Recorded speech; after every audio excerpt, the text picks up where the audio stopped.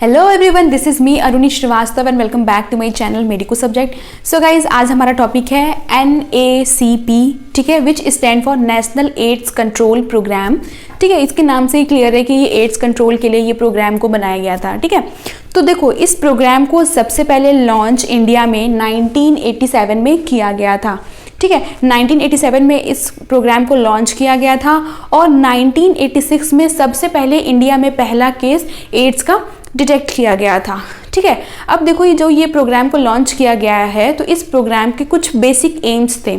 ठीक है, वो बेसिक एम क्या थे कि पहला, जो HIV वायरस का जो ट्रांसमिशन हो रहा है जिसके वजह से ये डिजीज़ एड्स कॉज हो रही है, उसको प्रिवेंट करना, उसको कम करना या उसको प्रिवेंट करना, इसका पहला एम था। ठीक है, अब इसका दूसरा एम क्या था कि जो ये एड्स हो रहे हैं, एड्स डिजीज़ होने की वजह से जो भी मॉर्बिडिटी हो रही है या मोर्टेलिटी रेट इंक्रीज कर रहा है उसको भी डिक्रीज करना। एंड थर्ड वन इसका क्या था कि जो ये बीमारी होने की वजह से जो सोशियो इकोनॉमिक इफेक्ट पड़ रहा है उसको भी मिनिमाइज करना। यही इसके 3 बेसिक एम है। ठीक है, अब देखो, जो ये प्रोग्राम डेवलप हुआ था तो इसके कुछ माइल्ड स्टोन हिस्ट्री देखें तो देखो, सबसे पहले क्या था कि 1986 में पहला केस डिटेक्ट हुआ था एड्स का। ठीक है, जब ये केस डिटेक्ट हुआ उसके बाद क्या हुआ कि 1987 में एक नेशनल एड्स कमेटी बनी थी। ठीक है, 1987 में नेशनल एड्स कमेटी बनी। देन आफ्टर क्या हुआ कि 1990 में मीडियम टर्म प्लान बना। ठीक है, जो ये मीडियम टर्म प्लान बना था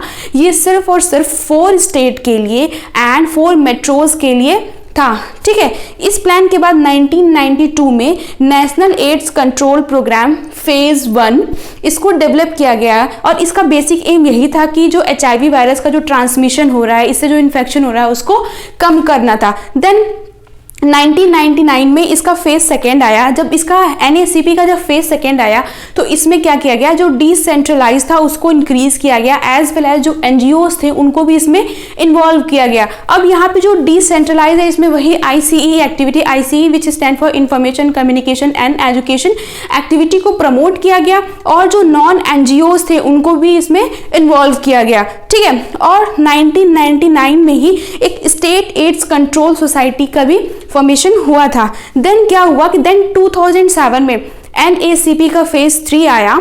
इसमें ये जो फेज आया था ये 5 ईयर प्लान के साथ आया था। देन 2014 में ये NACP का जो फेज 4 आया, ये अगेन 5 ईयर प्लान का ये था। ठीक है, देखो, अब क्या है, जो फेज 4 था NACP का, जो 2014 से स्टार्ट हुआ था, वो 5 ईयर प्लान था।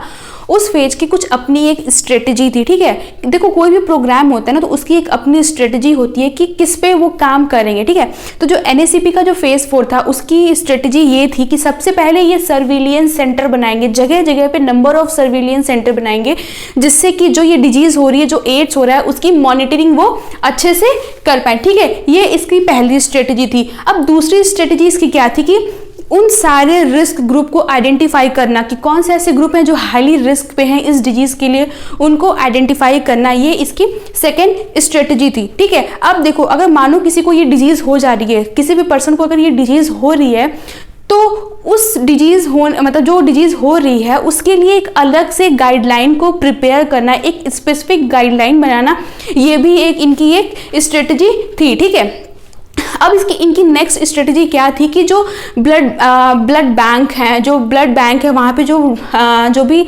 डोनर ब्लड वहाँ पे दे रहा है या फिर जो वहाँ से ले रहा है, ठीक है, उनके लिए भी एक स्पेसिफिक गाइडलाइन बनाई गई थी। ठीक है, और इसकी लास्ट स्ट्रेटजी क्या थी कि IEC एक्टिविटी को इन्हांस करने की इनकी भी एक स्ट्रेटजी थी। ठीक है, अब हम इनकी बात करते हैं कि जो इनकी तो ये स्ट्रेटजी थी। ठीक है, अब इनका कुछ प्रिवेंटिव केयर था, प्रिवेंटिव सर्विस भी इन्होंने कुछ दिया। इनकी प्रिवेंटिव सर्विस में क्या था कि सबसे पहले इन्होंने हाई रिस्क, जो भी हाई रिस्क सोसाइटी थी, हाई रिस्क ग्रुप थे या फिर जो ब्रिजिंग पॉपुलेशन थे, उनको इन्होंने आइडेंटिफाई किया। हाई रिस्क ग्रुप मीन्स कि जो भी सेक्स वर्कर्स है, आइदर मेल और फीमेल, या फिर जो ड्रग यूजर्स हैं, जो इंजेक्टेबल ड्रग्स लेते हैं वो, या फिर जो ब्रिजिंग ग्रुप्स हैं, ब्रिजिंग पॉपुलेशन लाइक जो माइग्रेंट्स हैं या फिर जो ट्रकर्स हैं, उनको इन लोगों ने आइडेंटिफाई किया। उसके बाद इनको हेल्थ एजुकेशन दिया और इसमें क्या किया, इनकी काउंसलिंग भी कराई गई प्लस इनको बहुत सारे टेस्टिंग सर्विस के बारे में भी बताया गया। इनका ये प्रिवेंटिव सर्विस था, ठीक है। अब इनका केयर सपोर्ट ट्रीटमेंट सर्विस भी है। इसमें क्या है कि इन्होंने CD4 टेस्टिंग सर्विस को भी इन्हांस किया, ठीक है, CD4 टेस्टिंग को इन्हांस किया। देन इन्होंने free first and second line ART that stand for anti retroviral therapy को भी फ्री ऑफ कॉस्ट कर दिया। Third one, paediatric ART for childrens का भी इन्हांसमेंट किया। इसमें क्या किया, जो बच्चे होते हैं, जो इन्फेंट्स होते हैं, जिनको बहुत ही रिस्क होता है कि अगर मदर से उनके बच्चों में ट्रांसफर हो रहा है, तो उनके लिए भी उन्होंने पेडियाट्रिक आर्ट को इन्हांस किया, ठीक है। और फोर्थ वन है कि न्यूट्रिशनल केयर भी इन लोगों ने प्रोवाइड किया। देखो क्या है कि हर प्रोग्राम के अपने स्कीम्स होते हैं, ठीक है।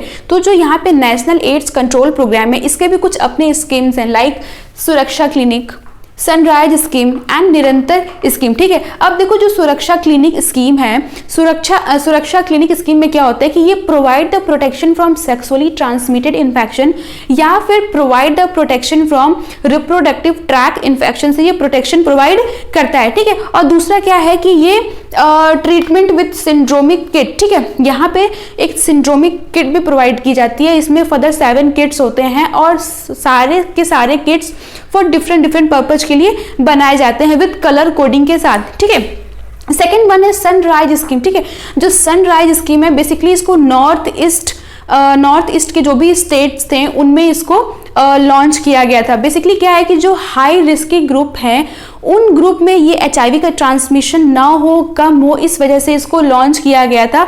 और for the safe sexual activity की for the promotion of safe sexual activity purpose से भी इसको लॉन्च किया गया था, ठीक है। थर्ड वन है निरंतर स्कीम, ठीक है। जो ये निरंतर स्कीम है वो उन स्टेट में जहाँ पे इसकी प्रिविलेंस रेट बहुत ही ज़्यादा थी, हाई प्रिविलेंस रेट था, वहाँ पे इस स्कीम को लॉन्च किया गया था। So guys, this all about national AIDS control programme. Thank you, stay tune.